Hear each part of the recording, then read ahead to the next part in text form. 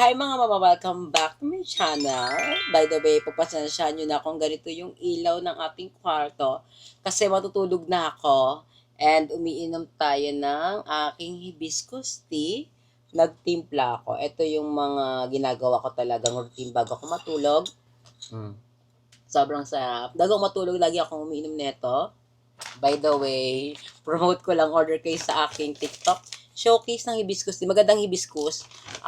Pang collagen production, anti-inflammation, and at the same time, hindi ko rin alam. Basta search ko lang kung anong purpose ng hibiscus tea, pero maganda siya. Dapat hindi ako mag-vlog ngayon, kaso naisip ko habang iniinom ko tong tea ko na sige, magkwento na lang din ako about ating vlog for today.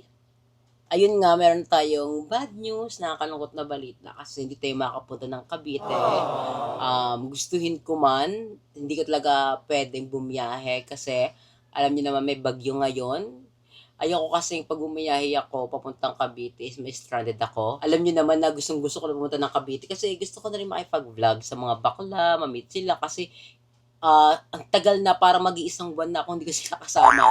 Siyempre, nakakamiss yung presensya ng mga bayot, lalo sila Madam, Aye, GM, at Darla, di ba? Nakapanibago rin talaga kapag hindi ko sila nakasama, nakakwentuhan. Nagkakausap-kausap naman kami, pero hindi katulad na kapag magkakasama kami, nagkikwentuhan, nagkikismisan. So, yun. For sure, pagpunta ko ng Cavite, ang dami ng chika nila Madam, ang daming chika na, Diyos ko po, alam mo ba, ganyan, ganyan, ganyan. Kasi lately, hindi na ako updated sa mga nangyayari. Hindi ko pa alam kailan ako makapunta ng Cavite. Iniisip ko, tapusin ko muna tong tawag neto, bagyo. Kasi ayoko talaga ma-stranded. Gusto ko talagang bumiyahe. Kaso lang hindi. Alam niyo ba, dapat July 22, pupunta na ako ng Cavite. Kaso lang hindi ako makapunta kasi ang lakas ng ulan. Nabibigay pa ako.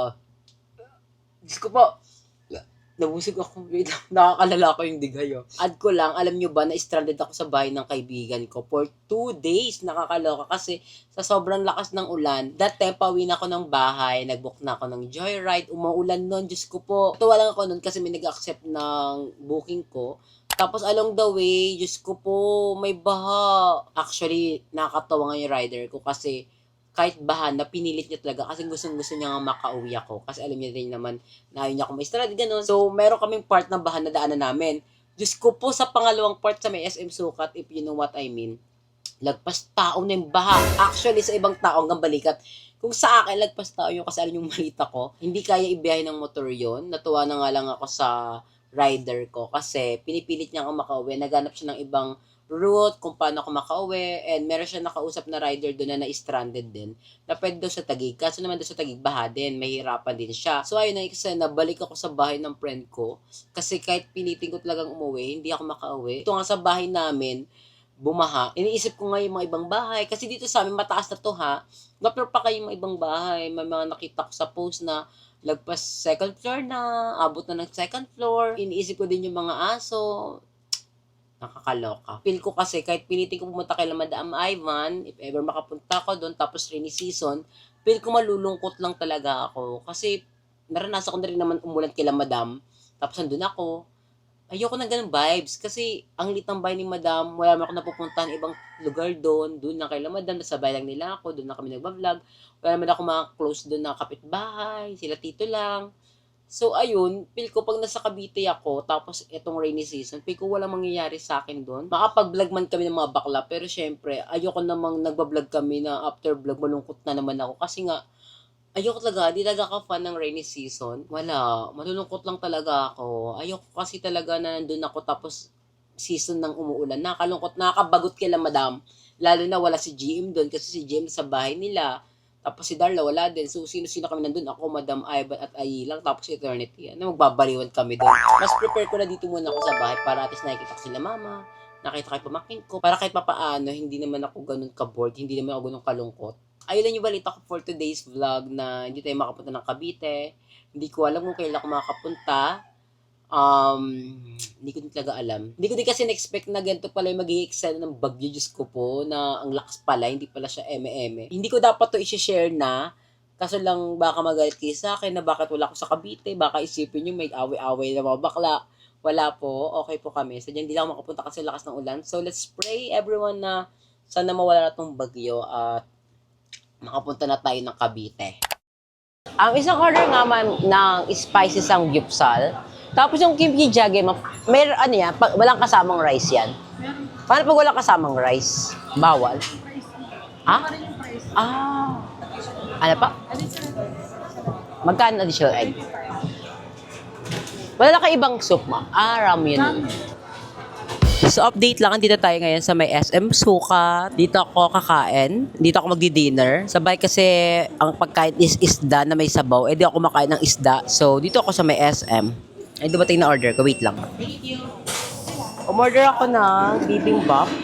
Mr. Bibimbap. At ang in-order ko is samgyupsal spicy. 195 pesos. Tapos add 35 sa... 25 sa may egg. As you can see, wala masyadong tao dito sa SM. Kasi nakaraan, ito yung close na yung baha is hanggang tao na. Nagpas na sa akin. So kanina, nag-post ako kung open ba yung SM Sukat. Then open naman daw sila. Wala nga lang masyadong tao as you can see. Kasi nga, akala din siguro nila sarado. Kasi nga, ito talaga mabilis bahain sa Parañaque. Nakaka-impacta kasi umuulan ngayon sa labas. Legit. Ang lakas na ulan. Buti na lang, hindi tayo naambulan kasi mga dinadaanan ko may mga silong. Napaka-unpredictable ng panahon talaga ngayon. Gusto ko sana ng sabaw. Gusto ko mag-hotpot. Kaso, hindi ko naman pwede mag-hotpot ako lang mag-isa. Kailangan talaga lagi ako may kasama. Mahina kasi ako kumain pag ako lang eh. Tsaka nahihiya ako kumain pag ako lang mag-isa. Lalo pag sa mga hotpot, sa jeep, doon ako nahihiya. Pero pag mga gento, kaya ko naman. Kung alam nyo lang sa bahay, bagot na bagot to talaga ako. Gusto ko nang lumabas. Buti kanina, hindi naman ganun kalakas yung ulan. Hindi nire-diretso ko na. Nakapag kasi po sa bahay ka lang, sa kwarto. What more pa kayo pag nasa Cavite ako kasi hindi ako makakalabas doon. Ang hirap pumunta ng SM. Kasi pag pumunta ka ng SM sa kanila, hindi ka direct na sa SM, maglalakad ka pa. Lakad, maulam. Hindi nabasa. Saka yung SM kasi sa may 13, maliit lang. Not unlike dito sa may Sukat. Paano makapag-ikot-ikot ka kasi dalawang building dito. Kain tayo. Additional lang, sa last vlog ko, ang daming nagtatanong about my hair transplant. May nag-comment daw na sayang din pinagawa ko kasi parang wala daw nangyari. Gusto po, once na nagparitoke ka, hindi agad yan yung result. Like kapag nagpa-rhinoplasty ka, hindi naman agad na after 3 weeks, 1 month, ay yun yung result. Kasi habang tumatagal, mas gumaganda siya. And ito pala yung update sa aking noo. Closer look. Ayun na siya, oh. Ayan. May mga part kasi yun sa buhok ko na natanggal. Na pag naliligo ako, kinukuskus ko, may natatagal na buhok. Pero it doesn't mean na hindi na siya tutubo kasi natanggalan yung buhok, pero yung roots niya mismo, hindi siya natanggal. Hindi kasi siya kita sa camera, pero kung makikita nyo dyan, ito may mga part dyan na patubo na. And part kasi ng process yan na mawawala siya, tapos after 3 months, doon na siya magsisimula.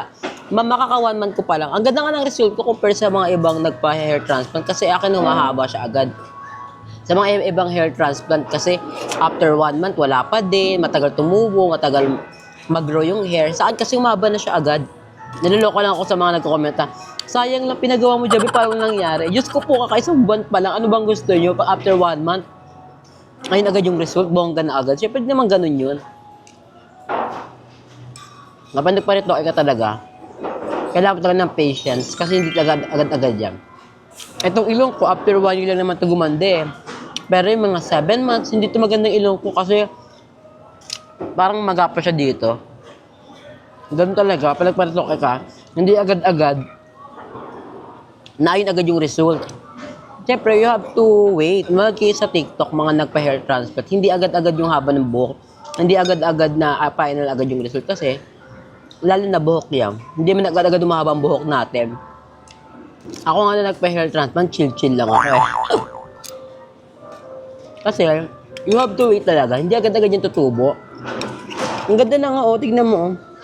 Di ba dati, kung makikita nyo, yung buhok ko dyan, patulis. Ngayon hindi na siya visible. Ayun na siya. Ayun yung buhok ko.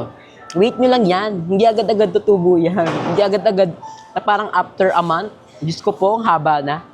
Pero sa buhok ko sa likod, Diyos ko po, ang haba na. Ayun, oh. Babalik ulit ako ng ng M-Aesthetic. Kasi pipicture na to ni Doc Mike. For documentary. Siyempre, support kay Doc Mike. Kasi bigyan niya tayo ng discount. Ang sarap ang anghang. Wala akong tubig. Kasi magkakape ako. Gusto ko magkape, Diyos ko po. Tapos, gagala, mag-walking dito. Ito yung ganap kapag wala kang magawa sa buhay.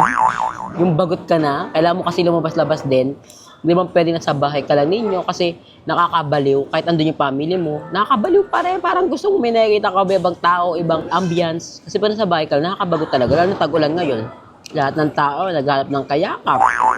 Sarap, oh. Nakapanibago yung SM kasi walang tao masyado. Parang nasa apocalypse. Kasi di ako sanay pag nag-SM ako lagi. Alam yung tao dito. Tapos pagpasok kanina, anong nangyari? Para kung nasa Resident Evil, yung parang, yung mga anong palabas yun yung zombie, tapos wala na masyadong tao. Parang gano'n, parang, let's say, parang pandemic. Na hindi lahat ng tao nakakapunta sa SM, sa mga establishment, kailangan may quarantine pass ka. Ganun yung level dito kanina. Kasi, ang unti ang tao, bakla. Para mabilang ko agad yung mga tao ko, ilan nakikita ko sa mata ko. Ganyan. Ganito yung eksena sa SM namin ngayon. Walang tao, Diyos ko po. Asaan kayong lahat? So, ayan. Tapos na tayong kumain. Let's go find may inuman or makakapihan. Depende. Pero wala talagang tao ngayon dito sa may SM. Nakakapagod. Para kang nasa apocalypse. May moving ganun eh. Para kang nasa Alice in the Borderland. Ganun yung eksena, if you know what I mean. Parang ganun. Yung parang mamaya may mag-start ng game na kailangan kalahati lang sa inyong mabuhay. Ganon. Gusto ko sana mag-Starbucks. Kaso lang, napapagod na ako mag-Starbucks. Yung mga gwardiya. Parang nag-aawin dalawa ka. Pero tigilan pagiging chismosa. Pag may nakita kayong ganyan sa gantong lugar, layuan nyo na kasi baka mapahamak pa kayo. Pasensya na yung pigyawat ko. Ang laki. Gusto ko siyang putukin. Kaso lang, wag na lang. Isang order nga po ng Vietnamese. Until what time po open tong SM? 9? Okay. Magkano ba yan? 80? Thank you, ma'am. Ang mura lang ng Vietnamese nila dito, 80 pesos lang. Sulit na din siya. Masarap din yung Vietnamese nila dito, in all fairness. Pero diba, pag umorder ka sa ng Vietnamese sa mga ibang store, sa mga ibang coffee shop, matagal i-prepare. Hindi ko alam bakit dito ang bilis. I don't know kung naka-ready to made na ba or hindi ko alam. So, ito na nangyari sa araw ko ngayon. Wala. Gumising ako sa bahay ng mga alas 5. Tapos tulala. Kung ano-ano pinag-iisip sa buhay. Tapos nabagot. Pumunta sa SM para kumain. Magkape. Ganun lang. Tulad yung buhay ko sa mga nagtatanong. Bisa kapag wala akong ganap. Ganito lang yung buhay ko sa Parañaque, sa Las Piñas. Ganito lang yung eksena ko. Pero minsan naman, most of the time, pag may free time, kapag bagot na okay na yung pagiging bagot ko, pupunta ako sa bahay ng friend ko. So yun, nag-shoot kami, chill, ganun lang. Pero ganun pa man, grateful ako sa nangyayari sa buhay ko kasi hindi ako ganun napapagod. Alam mo yun, kumikita ako, sumasahod ako, nakapag-sustain ako sa family ko. Sustain ba? Tamang word. Nakapagbigay ako kay la mama. And ayun pala, today is revenue day. Nag-withdraw ako ng pera. Kasi magbibigay tayo kay mama ng cash. Ako lang ba, pag nag-withdraw ko, ayaw ko talaga na puro bago yung mga dumadating na cash sa akin. Kasi nanginaya ko gastusin. Wala na pong ganap ngayon. Ganito lang. Pero mag-shoutout muna pala tayo kasi baka makalimutan ko. Kanina dapat mag-shoutout ako. Tapos nakalimutan ko. Kagabi ko pa dapat ito gagawin eh. Shoutout muna kay IC, kay Ka Anthony, kay Jeana Abueva, kay Chicha Bang, kay Davi Serrado, kay Christopher Baldos, kay Minus Plus Ben, kay Lordy Royals, kay Haha Togo, kay Maksai, at kay Mark Joseph Forte. So, kung nakabot kayo sa aking video na to, comment, hashtag keep safe everyone. Yan lang. Sarap. Ako lang ba, may mga times kapag nasa mga ganitong lugar ako, hindi ako nainggan yung bumili-bili na kung ano-ano. Lalo na pag revenue. Kasi may mga friend din ako pag may pera sila. sige gastos, kung ano pinagbibili, kung anong pinag-order sa TikTok, sa Shopee, sa mga Lazada, kung ano pinag-order kasi nagiging sila, nagiging impulsive. Pero ako talaga, hindi ako ganun. Hindi ako yung tipong taong pag may pera, gagastusin mo yung anong meron ka, nagiging one day billionaire ka. Hindi ako ganun. Buti na talaga, hindi ako ganun. Matipid talaga ako. Ang nagagastos ko lang talaga sa akin pag mapasok revenue ko is bibili ako ng hormones, skincare ko, yung mga supplements, pampapresh. Tapos yun, wala naman akong bisyo eh. Siguro ang bisyo ko lang pag inom ng alak. Pero hindi madalas. Hindi ganun kadalas, Diyos ko po. Hindi man ako nag-yosi. Ano pa ba? Wala, di mo ako nag-droga. Diyos ko po, wala. Hindi ko alam gagawin ko sa buhay ko. Itong vlog natin parang a day in my life na lang din, na maulang panahon. Gusto ko na pumunta ng Cavite. Kaso lang, hindi ito yung perfect time para pumunta doon kasi ito nga additional lang. Pag maulan kasi doon, bagot talaga, Diyos ko po, mababagot ka talaga. Ang hirap kumilos kay Lamada pag maulan. Hindi ka kasi pwede tumambay sa kitchen kasi mabasa. Sa loob ng bahay nila, Madam, okay naman. Pero, yun din pala nakalimutan ko sabihin. Kapag maulan kay Lamada, ang daming gamo-gamo, bubuyog. Oo, gamo-gamo, ang daming gamo-gamo.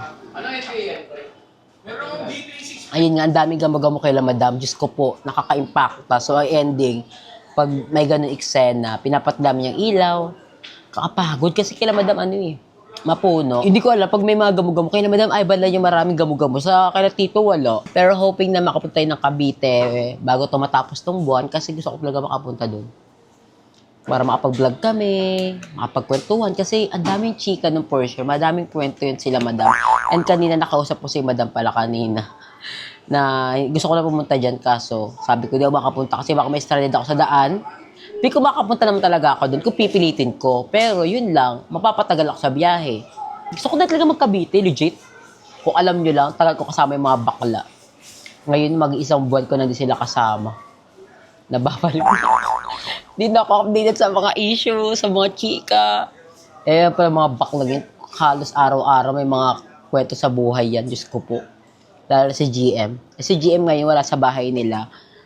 Wala kay Madam Ivan. Kita ko siya ngayon nagla-live. Hindi ko alam kung naka-live pa rin siya ngayon. Ayan, naka-live pa rin sa bahay nila. Ayan o, naka-live. So, kung isipin nyo, pag pumunta ako doon, tapos, andito siya sa bahay nila. Diyos ko po, ayoko. Si GM pa naman isa sa mga kakwentuhan ko, kabebis ko sa BNT. Kapag andun ako kay Madam. Kami dalawa nagkakaintindihan. May mga times mga pag andun ako kay Madam Ivan. Grabe, naglalakad pa kami yan. Walking kami malala. Diyos ko po. Tapos, dami namin chika, daming kwentuhan. Si Ai kasi naman, hindi mo makakakwentuhan yan si Ai ng bongga. Kasi minsan kasi may pagkasinungaling. May dagdag bawat yan si Ai minsan. Si GM talaga, nagiging match kami ni GM. Kasi parang kami ugali, maldita. Dahil yung mga kwento niya sa buhay niya, nakaka-relate ako. Kwento ko sa buhay ko, nakaka-relate siya kasi parehas kami ng eksena sa buhay. Kaloka. Ngayon wala si Jim kila Madam Ivan. Diyos ko po, ayoko na lang. Nakausap ko kasi Jim nakaraan na baka di mo na siya makapunta kila Madam Ivan kasi napapagod nga siya. Kasi biyahe-biyahe siya, papunta, pauwi, tapos maulan pa. So, nahihirapan siya. Hindi kasi siya natutulog doon kila Madam Ivan. Natutulog siya sa bahay nila. So, napapagod siya sa biyahe lagi niya na eksena na pupunta doon, tapos uuwi. Magkano papunta doon? 150, pauwi, 150, 300 na yun. Saan mo kikunin yun, di ba? Kung araw-araw siyang ganung routine niya, pagod. Pero, feel ko, if ever pumunta ako ng Cavite, tapos papunta ko si GM doon, makapag-isip si GM ng matagal.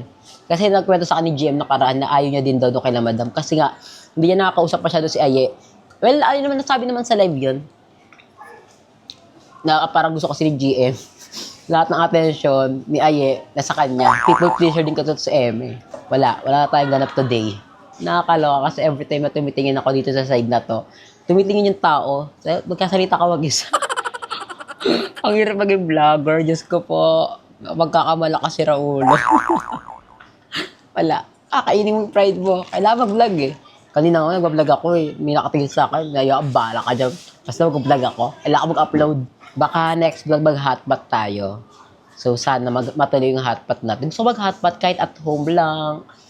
Or siguro mag-hotpot sa restaurant na may kasamang friend. Kasi ayoko na lang mag-hotpot ako na mag-isa. See you lang sa ating next vlog. Bye! Dahil ko kwento ha. Sorry.